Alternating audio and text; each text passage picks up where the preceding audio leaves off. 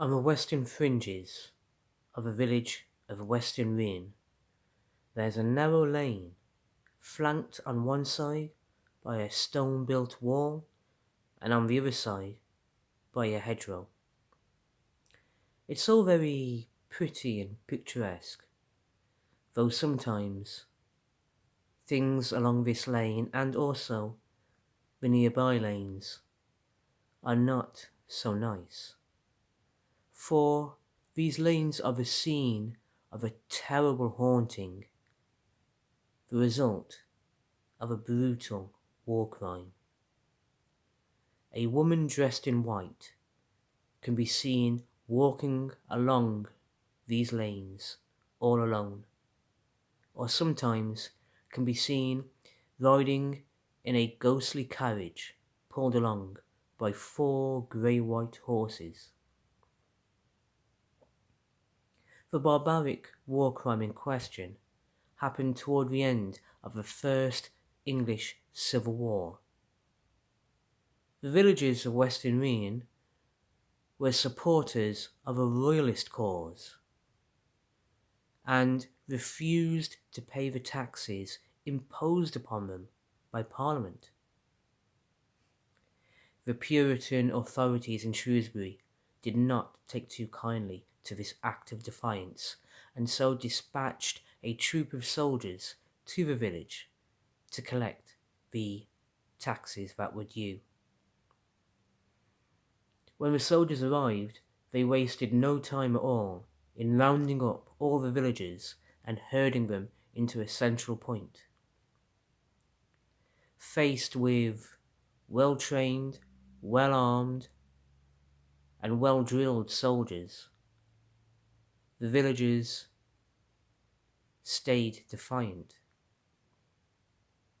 The commander in charge of the soldiers, a ruthless man indeed, ordered that his troops build a large bonfire, which they did, and that a cauldron full of water be placed on top and the fire lit.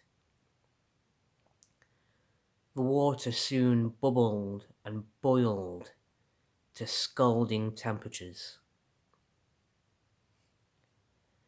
At this point, Miss Phillips, the owner of the local hall, was startled when she was dragged by the soldiers toward the cauldron and unceremoniously lifted into the scalding hot water.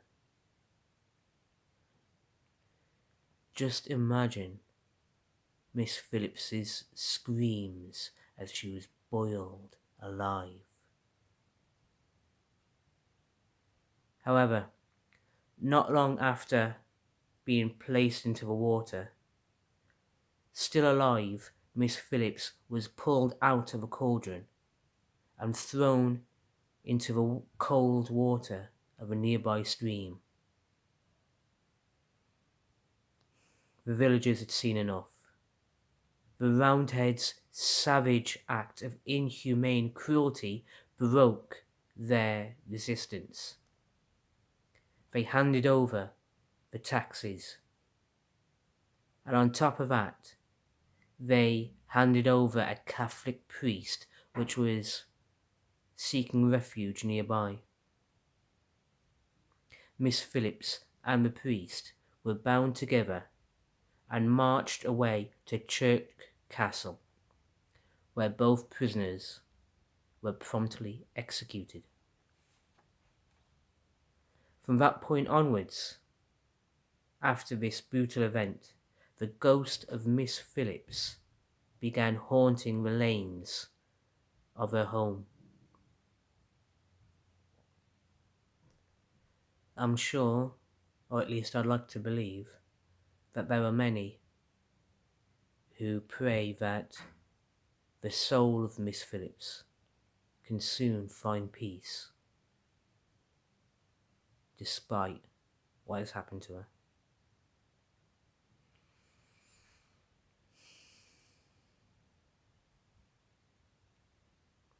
Thank you for watching today's video.